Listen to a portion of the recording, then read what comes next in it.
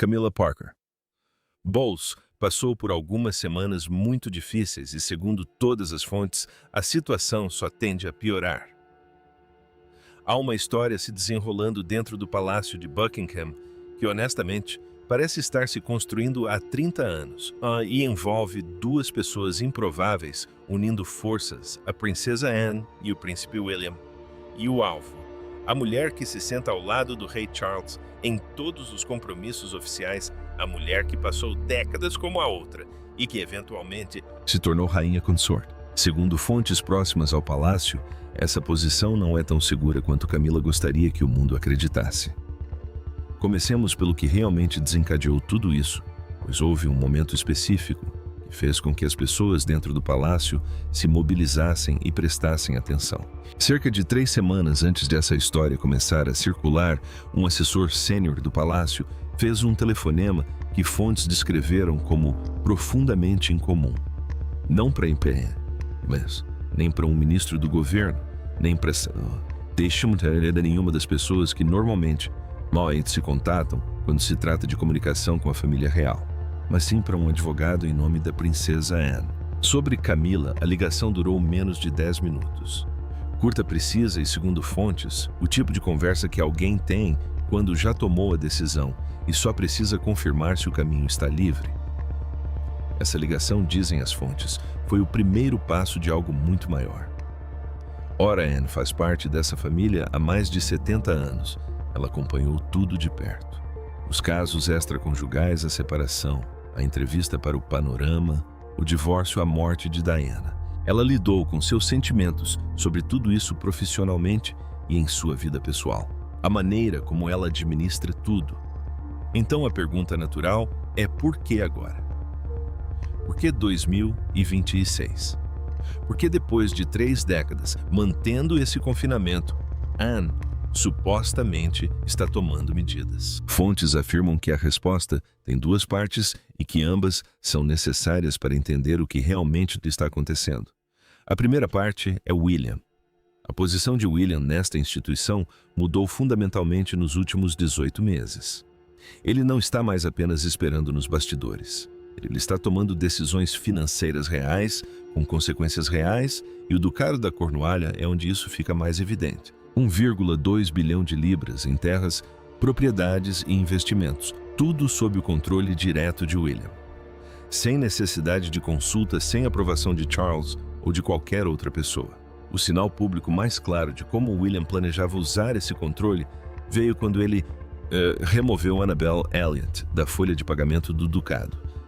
Ela é a irmã mais nova de Camilla, designer de interiores, e trabalhou em diversas propriedades do Ducado sob o comando de Charles por quase 20 anos, ganhando entre 19 mil e 82 mil libras anualmente, dependendo do projeto. No momento em que William assumiu o Ducado, após a morte da rainha Elizabeth, o nome de Annabelle deixou de constar nos registros financeiros.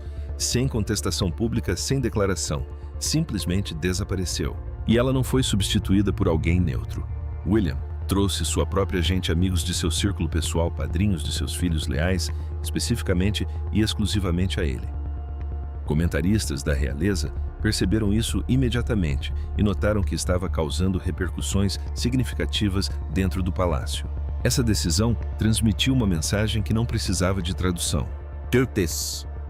Anne presenciou tudo acontecer.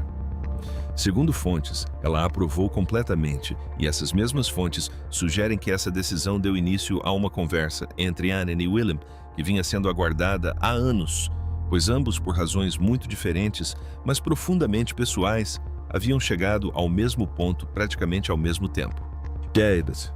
Chega de esperar.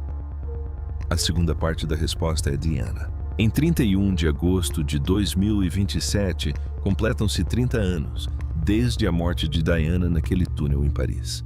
30 anos desde que William, aos 15 anos, teve que caminhar atrás do caixão da mãe pelas ruas de Londres diante do mundo inteiro. Hoje, aos 43 anos casado e pai de 3 filhos em quase 30 anos de vida pública, ele jamais fez uma declaração direta conectando seus sentimentos por Camilla aos sentimentos que sua mãe enfrentou. Ele nunca precisou. Suas ações vêm demonstrando isso consistentemente há anos. Fontes dizem que Anne chegou a um ponto em algum momento nos últimos meses em que decidiu que não aguentava mais. Não permitiria mais que a lealdade institucional se sobrepusesse às suas convicções pessoais. Cansada de ver Camila ocupar espaços literais e simbólicos que fontes sugerem que Anne acredita pertencerem ao legado de Diana e não à mulher que passou anos contribuindo para o sofrimento de Diana Anne, que observou Diana de perto durante esses anos e carrega sua própria versão desse luto, supostamente decidiu que era hora de agir. E quando agiu, teve acesso a algo que agora está deixando certas pessoas dentro do Palácio de Buckingham genuinamente nervosas. Uma sala no castelo de Windsor chamada Arquivos Reais. Cena. Em turistas sem equipes de documentário sem acesso público. O que contém é a história não filtrada, não editada e registrada privadamente da família real britânica, cartas, diários, correspondências internas. O registro escrito do que realmente acontecia dentro da instituição durante as décadas mais turbulentas do século XX, incluindo os anos em que o casamento de Charles e Diana estava visivelmente e catastroficamente desmoronando. A princesa Anne tem acesso a esses materiais em um nível que pouquíssimas pessoas fora da família imediata possuem e fontes sugerem que ela os tenha revisado. A questão que vale a pena analisar é o que exatamente há nesses arquivos das décadas de 80 e 90 que certas pessoas supostamente não querem que venha à tona agora porque os principais pontos já são de conhecimento público. A separação em 1992, as gravações do caso Camilla Gate em 1993, a confissão de Charles.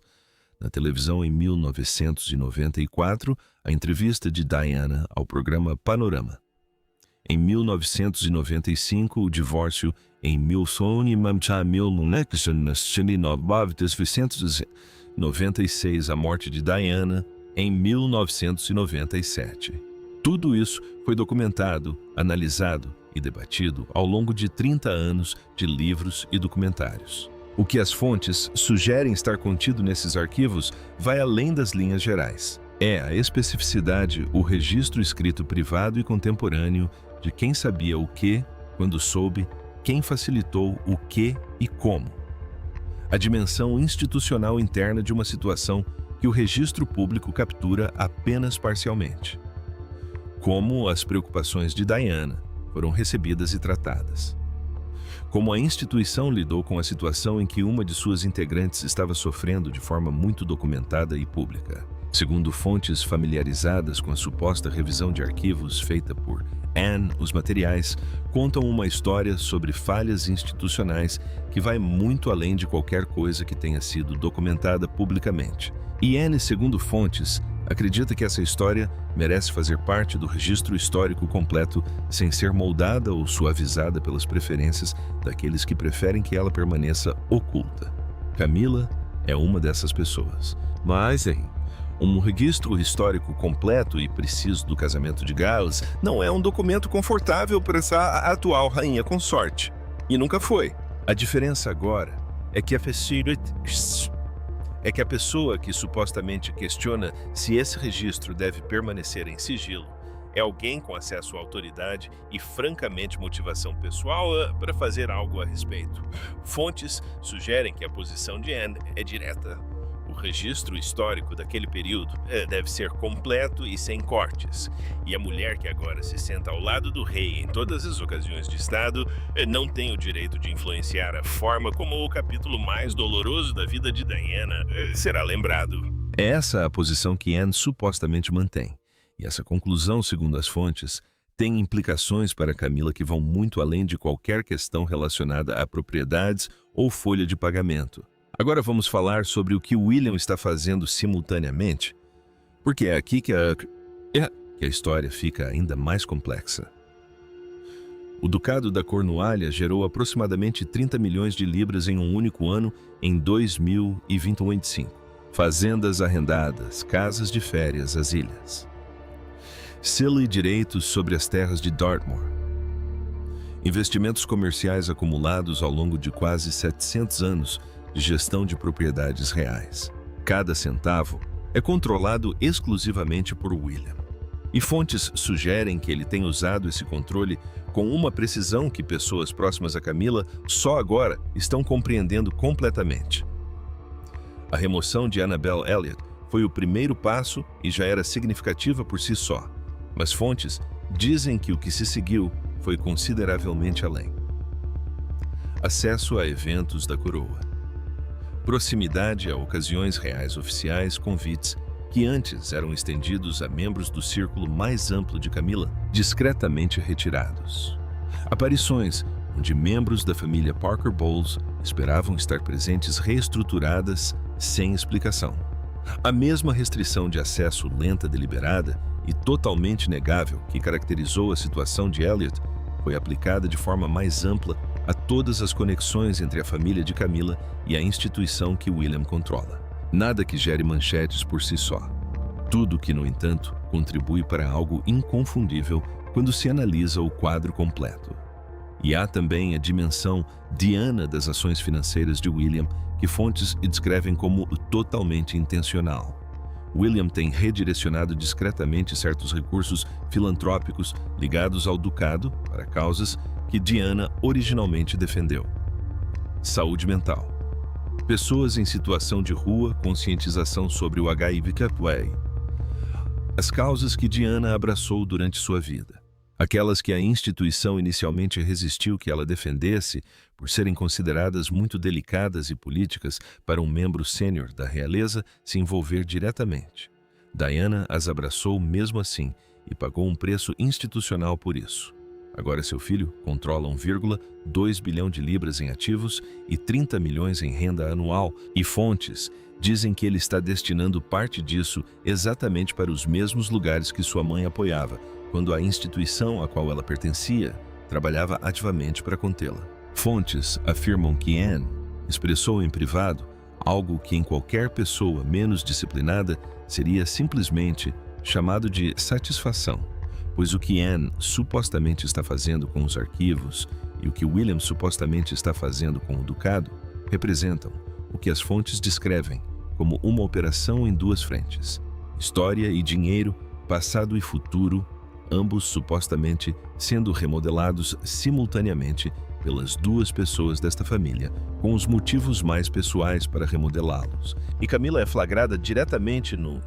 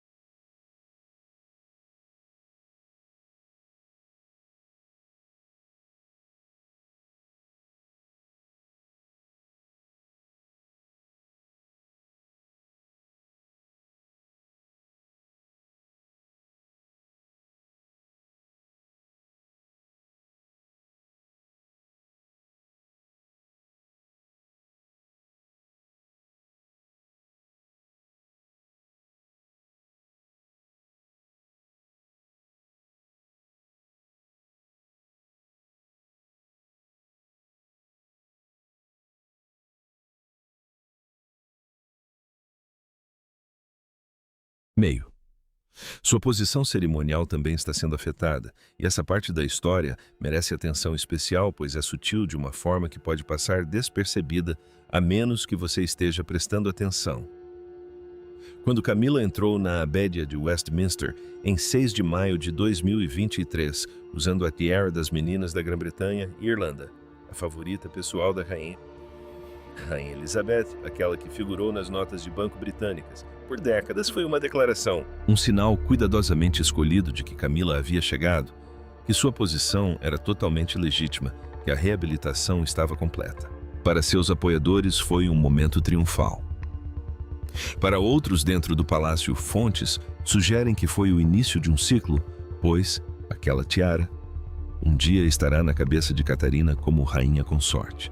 E quando isso acontecer, a transferência simbólica será tão completa e inconfundível que tudo o que o momento da coroação de Camila representou será efetivamente anulado. Fontes sugerem que Ana e Guilherme entendem isso perfeitamente e não estão esperando passivamente que esse dia chegue, porque na vida da realeza, símbolos não são decoração. Eles são poder. Os objetos específicos, as cerimônias e os patrocínios associados à coroa comunicam algo à instituição e ao público sobre quem importa, quem pertence e cujo legado perdura. Camila passou 2 décadas acumulando esses símbolos patrocínios reais, associações de caridade, funções cerimoniais que dão substância e legitimidade à sua posição, além de ser simplesmente esposa de Carlos. Fontes sugerem que essa acumulação foi supostamente interrompida com a morte da rainha Elizabeth. Ela detinha centenas de patronatos reais, e a redistribuição desses patronatos entre os membros da realeza em exercício está em andamento desde 2022. Fontes sugerem que Anne teria se envolvido em certas decisões sobre mecenatos de maneiras que discretamente moldaram essa redistribuição. Mecenatos específicos de alto perfil que estavam sendo direcionados para Camila teriam sido redirecionados não por meio de qualquer decisão anunciada publicamente, mas sim por uma realocação discreta, que, segundo as fontes, reflete prioridades em vez de questões logísticas. Em 2025, Charles concedeu a William e Catherine a autoridade para emitir alvarás reais, a capacidade de endossar publicamente marcas e instituições em nome da coroa, um privilégio que os monarcas historicamente protegeram com cuidado. Estender esse privilégio a William e Kate foi um sinal público de que o peso simbólico da coroa está sendo deliberadamente reposicionado em direção à próxima geração, em direção a William e Catherine, afastando-se do reinado atual e de tudo o que está associado a ele, incluindo Camilla. Fontes também sugerem que as decisões atualmente tomadas sobre como o reinado de Carlos III está sendo documentado, fotografias oficiais, exposições históricas, projetos documentais da coroa, refletem as prioridades de Guilherme e Ana sobre como esse período deve ser lembrado. Quem ganha destaque, quem se torna periférico, cuja presença no registro visual é proeminente e cuja é discretamente minimizada. A história da realeza é moldada pelo que é preservado e como. O registro visual de um reinado se torna o registro histórico e o registro histórico se torna o legado. O legado de Camila, segundo fontes, está sendo moldado neste momento por pessoas com visões muito específicas sobre o que ele deve conter. E as fontes descrevem sua reação pessoal ao peso cumulativo de todas essas mudanças, como a resposta de alguém que vê sua própria imagem cuidadosamente construída, sendo metodicamente e permanentemente desmantelada. Não em um único momento dramático, mas em uma centena de momentos silenciosos, cada um individualmente negável e coletivamente devastador. Há também sua situação pessoal que conta sua própria história. Camila vendeu a Ray Milhouse sem comunicado à imprensa, sem matéria, em revista de estilo de vida, sem anúncio cuidadosamente planejado. Apenas uma propriedade que apareceu no mercado e desapareceu de seu portfólio. O refúgio em Wiltshire, que ela possuía desde antes de se casar com Charles, o lugar que ela descreveu publicamente como seu retiro pessoal. O jardim que ela certa vez chamou de a melhor terapia do mundo, se foi. E fontes sugerem que essa venda revela mais sobre o estado de espírito de Camila neste momento do que qualquer coisa que ela tenha dito publicamente nos últimos meses. As pessoas não vendem seus santuários pessoais levianamente. Elas não se desfazem do único lugar que lhes pertence inteiramente, que antecede tudo o que veio depois, a menos que algo tenha mudado fundamentalmente em como elas enxergam seu próprio futuro. No momento, Camila transita por diversas residências reais, como algo corriqueiro, Palácio de Buckingham, Clarence House, Sandringham Balmoral, toda da infraestrutura de uma rainha consorte reinante, com acesso às propriedades reais privadas mais importantes que existem. Esse cenário muda completamente quando Charles morrer. Sandringham passa para William Balmoral. Passa para William, o Palácio de Buckingham torna-se a residência oficial principal de William e Catherine. As propriedades pelas quais Camila transita atualmente por direito passam a ser propriedades às quais ela só terá acesso mediante convite de William. Fontes sugerem que sua provável herança consiste em Clarence House avaliada em aproximadamente 72 milhões de libras e Highgrove avaliada em cerca de 39 milhões. Isso é patrimônio considerável para qualquer padrão normal, completamente inadequado como substituto para a posição que ocupa atualmente. Ela passaria de rainha consorte, com todo o peso da monarquia por trás dela, para uma cidadã comum, rainha viúva, apenas no título, vivendo em duas casas, a descrição de um homem que cresceu vendo o que ela fez com sua mãe. Fontes sugerem que Camila entende essa matemática muito bem. A dimensão familiar complica tudo. Annabel Elliot deixando a folha de pagamento do ducado, o acesso de Tom Parker Bowles aos espaços reais supostamente encerrado após o caso Balmoral. A proximidade da família Parker Bowles com os eventos da coroa está diminuindo discretamente. Camila passou 20 anos construindo uma rede de acesso e associação para seus filhos e irmãos dentro da instituição com a qual se casou. Fontes sugerem que William está desmantelando-a, peça por peça, com uma paciência e meticulosidade que demonstram uma intenção genuína de longo prazo, em vez de uma frustração passageira. E então, há a situação de Sarah Ferguson, que se tornou um passivo do qual Camila realmente não consegue se livrar. O nome de Ferguson aparece nos arquivos de Epstein, divulgados pelo Departamento de Justiça dos Estados Unidos. Não há provas de conduta criminosa da parte dela, mas a associação é real e documentada, e no contexto da prisão de Andrew e das consequências institucionais em curso, fontes sugerem que William deixou sua posição completamente clara para Camila. Afaste-se de Ferguson publicamente e permanentemente, ou aceite as consequências da associação. Camila não acatou totalmente. Ela considera o fim de uma amizade que antecede toda a sua vida na realeza como algo pessoalmente impossível e fundamentalmente injusto. William vê a lealdade contínua dela a Ferguson como prova exatamente do tipo de falha de julgamento que justifica suas preocupações sobre a capacidade de Camila de representar a instituição daqui para frente. Esse impasse permanece sem solução e fontes sugerem que está custando a Camila influência dentro do palácio a cada semana que continua. Agora, é aqui que a história se complica de verdade, porque no meio de tudo isso está Charles. E a posição de Charles nessa situação é uma das coisas mais dolorosas de se examinar honestamente. Ele fez um telefonema para Anne em fevereiro deste ano, que fontes descrevem como uma das conversas mais difíceis entre os dois irmãos em décadas. Sem raiva, sem acusações, apenas silêncio e dor. O chamado de um homem que entende exatamente o que sua irmã está fazendo e exatamente por que ela o está fazendo e se vê completamente incapaz de argumentar contra isso com qualquer convicção real. A ligação durou 40 minutos e terminou sem que nada fosse resolvido.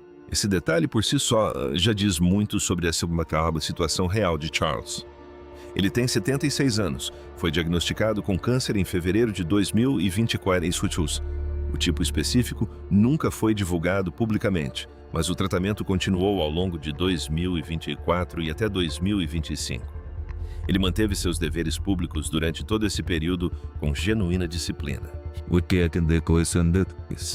Mas disciplina não é o mesmo que força em manter as aparências. Não é o mesmo que ter a capacidade de lutar em múltiplas frentes simultaneamente. Fontes sugerem que sua energia para lidar com a complexa dinâmica familiar interna diminuiu significativamente nos últimos 18 meses, e proteger Camila do que William e Anne supostamente estão fazendo exige exatamente o tipo de envolvimento sustentado, repetido e absorvente de conflitos para o qual ele está menos preparado no momento. Proteger Camila significaria dizer a William para restaurar o acesso e os privilégios às pessoas que ele deliberadamente afastou. William não acataria e Charles sabe disso. Significaria dizer a Anne para parar o que quer que ela esteja supostamente fazendo com os arquivos. Anne também não acataria e Charles sabe disso. Significaria se posicionar publicamente contra seu herdeiro e sua irmã simultaneamente em defesa da mulher que milhões de pessoas ainda associam ao sofrimento de sua primeira esposa. O custo político e pessoal dessa posição é algo que Charles simplesmente não pode arcar, e fontes sugerem que ele está plenamente ciente disso. Mas aqui está a dimensão da posição de Charles, que as fontes descrevem como a mais dolorosa de todas. Ele sabe porque William e Anne se sentem como se sentem porque ele estava lá, e ele foi a causa disso. Ele é o homem que conduziu o caso que Diana descreveu em termos de profunda devastação pessoal. Ele é a razão pela qual o luto existe. Como você argumenta contra o luto do seu filho pela mãe, quando você é a razão pela qual o luto existe em primeiro lugar. Como você diz à sua irmã que proteger a posição da sua esposa importa mais do que honrar a cunhada que sofreu diretamente por causa das suas próprias escolhas. Fontes sugerem que Charles não consegue apresentar nenhum desses argumentos com convicção genuína porque ele próprio não acredita totalmente neles. Há um comentário que Charles teria feito a um assessor sênior durante esse período que as fontes descrevem como revelador. Ele não expressou raiva de William. Ele não expressou frustração com Anne. Ele teria expressado compreensão. A compreensão de um homem que sabe que as pessoas que se opunham à sua esposa o faziam por razões que ele mesmo criou e para as quais não tem resposta. Então, aqui tudo isso realmente se resume, porque existe uma versão dessa história que parece ser de vingança. William e Anne desmantelando sistematicamente tudo o que Camila construiu como retaliação pelo que ela fez a Diana. E existe outra versão que parece ser algo mais ponderado e duradouro do que vingança. As fontes sugerem que a segunda versão está mais próxima da verdade. Uma vingança simples se resumiria a Camila sendo humilhada publicamente e despojada de tudo em um único momento dramático. Não é isso que as fontes descrevem como sendo o que William e Anne estariam construindo. O que as fontes descrevem é mais paciente, mais permanente e, em última análise, mais significativo. Pense no que Diana realmente representava, não na imagem de conto de fadas, mas na essência real do que ela fez. Ela ajudou pacientes com AIDS quando as autoridades ainda tratavam a doença como algo vergonhoso. Ela caminhou por campos minados ativos em Angola para fazer uma declaração política sobre armas que matam civis. Ela se sentou com pessoas sem teto, olhou-as nos olhos e as tratou como seres humanos plenos de uma maneira que membros da realeza simplesmente não deveriam fazer. Ela fez tudo isso contra a resistência ativa de uma instituição que considerava sua franqueza emocional uma ameaça e sua popularidade desestabilizadora. Ela estava certa em tudo. A instituição estava errada. E William sabe disso não por meio de análises históricas, mas por experiência própria. Ele viu sua mãe estar certa enquanto a instituição a punia por isso. Sozo. Agora, ele dirige a instituição. Fontes sugerem que a agenda de modernização de William não é simplesmente uma boa prática de gestão, é Diana expressa institucionalmente. Disseram-lhe que a inteligência emocional era inadequada, que a responsabilidade pública era perigosa e que a conexão humana genuína era indigna de um membro sênior da realeza. Tudo isso supostamente incorporado à arquitetura da monarquia que William está construindo. A contribuição de Anne segue um caminho paralelo. Décadas de trabalho silencioso e genuinamente impactante que representam um argumento vivo contra a realeza performática. Exatamente o mesmo argumento que Diana defendeu e pelo qual pagou tudo para defender. E aqui está o que as fontes sugerem que Camila está lenta e dolorosamente começando a entender. Ela venceu a batalha, conquistou Charles, o título, a coroação, a tiara e o assento ao lado do rei. Mas a guerra nunca foi sobre Charles. Foi sobre Diana, o que Diana representava. E se a instituição que ela tentou mudar se tornaria algo digno do preço que pagou. William e Anne supostamente estão construindo essa instituição, agora não por vingança, mas por Diana. E Camila não tem uma contra-estratégia para isso. Não se pode argumentar contra um legado. Não se pode litigar sobre o luto. Não se pode superar um filho que viu sua mãe morrer e passou 28 anos decidindo silenciosamente e deliberadamente o que fazer a respeito. Diana nunca chegou a ver o que essa monarquia poderia se tornar. Ela ficou com um túnel em Paris, 2 meninos sem mãe e uma família que mal baixou sua bandeira. Mas fontes sugerem que algo está acontecendo dentro daquele palácio, agora, algo que ela nunca viveu para ver. Seu filho e sua cunhada estão se mudando juntos, silenciosamente e permanentemente, remodelando tudo o que Camila construiu em algo que Diana teria reconhecido como seu. Não vingança, algo melhor que vingança, um legado. E isso, mais do que qualquer disputa de propriedade e decisão sobre folha de pagamento ou tiara simbólica, é o que as fontes descrevem como a realidade mais sombria de Camila em décadas.